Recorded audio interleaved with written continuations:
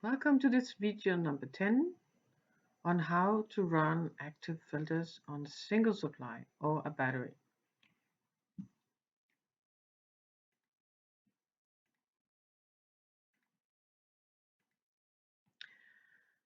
Here we have a setup with a high pass filter, and this circuit has a dual power supply. The dual power supply, we can see that the power supply to the op amp has both a positive power supply and a negative power supply.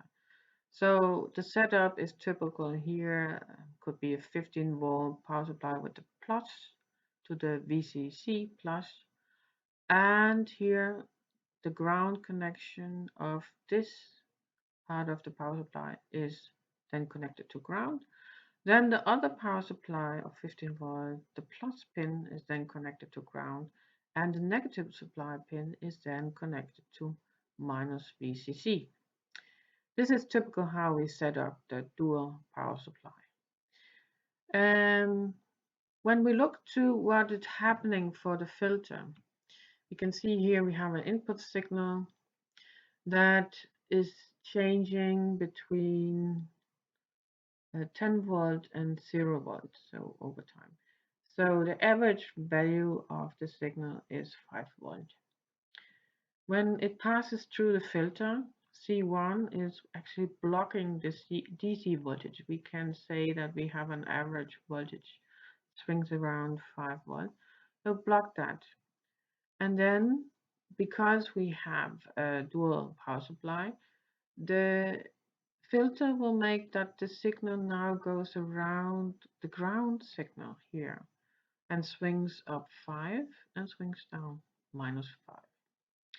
So this is what we typically see when we have split or dual power supply on the op amp.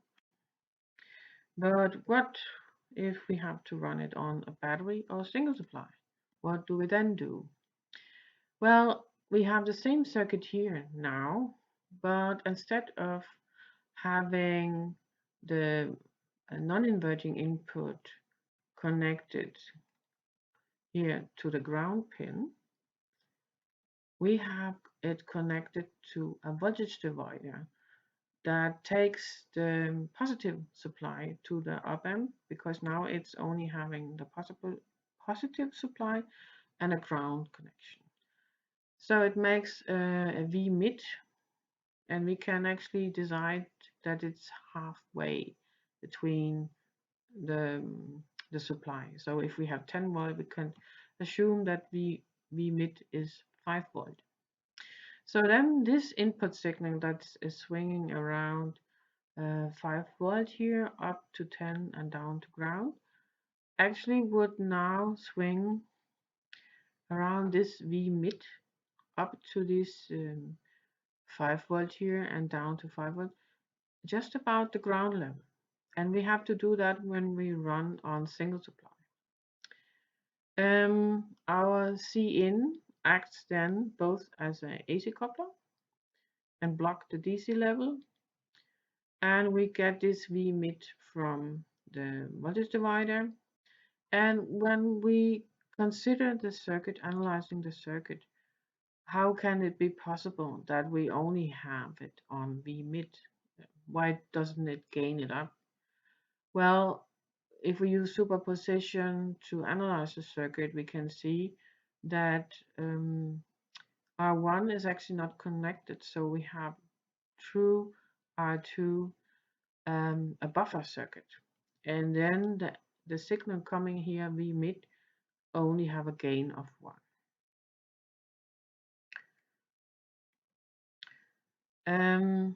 Yeah. Then we have to consider that typically the power supply to the op amp is either a very good one, so it has a very low impedance, or it's decoupled by a capacitor. So, and if it's decoupled by a capacitor or have a very low impedance, then this node here is actually also AC ground, and therefore RB here up here in this corner is actually in parallel with be connected to the ground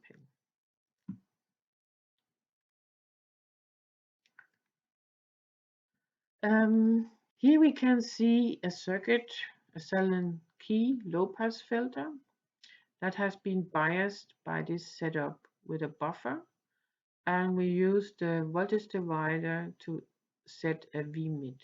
So the output signal from the low pass filter will be around V-mid, and we can then expect the output to swing around this.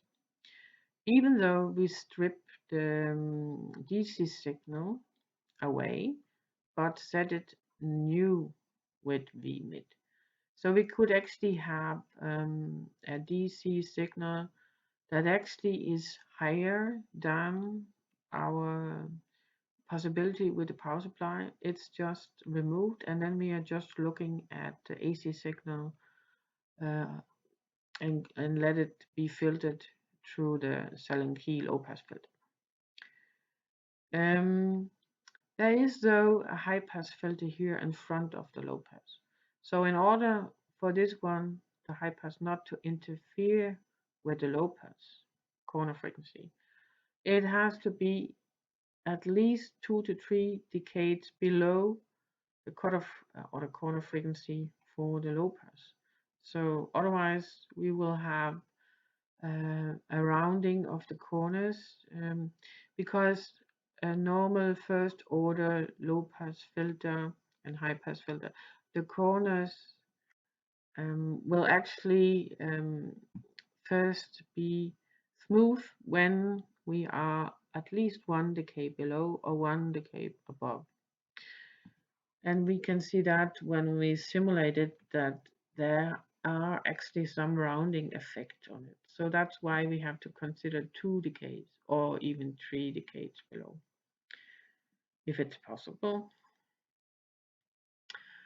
Here's a setup with a multi-feedback low-pass filter. It's another topology than the silent key, but it's again we use the setup with a buffer and a voltage divider and C-in to make this V-mid and filter out the DC part of the signal. Use the low pass filter, but in order for it to perhaps have another V-mid than on the output than compared to here, we can set up the same setting here and feed it in through the connection that's normally connected to ground. We have to be especially aware of the low pass filter, sorry, the voltage divider. When we take it directly, the voltage from the power supply, there may be some noise on the power supply that we have to filter out. And this is why we normally set CB in here to bypass any noise that should be on the power supply. The power supply can come from switch mode power supply, and they have normally high frequency content, and that would be very annoying suddenly to have a high frequency content on the output of our filter. Normally op-amps has the capacity to filter some noise out on the power supply, but you would not see it if it goes in here. Then it's just a signal we want to amplify, even though it's just a gain of 1. And that's why we have this capacitor here, and so that the voltage divider signal is pure and also stable.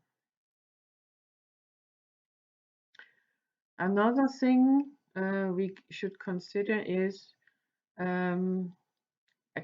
one single voltage divider is not sufficient without a buffer, because a voltage divider, when we load it, it will drop the voltage. So that's why we need the buffer for getting a stable V-mid.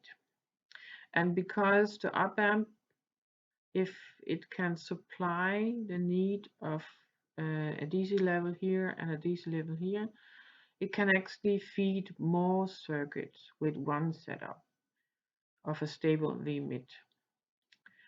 When we look to a Sallen key high pass here with a unity gain, we normally cannot act in on the pin here because this is connected directly to a high pass filter. So the DC signal route to this pin would be over R1 because AC wise the output of the op amp is considered low impedance. So AC wise this is a good ground. So we can feed the DC, the V-mid in through R1 so that we can put a V-mid on the output here because it also will have a gain of 1. For the multiple feedback high pass filter, we would feed the signal in on the non-inverting input so that it will give an output signal around V-mid. Thank you for watching this video number 10, how to run active filters on single supply or battery.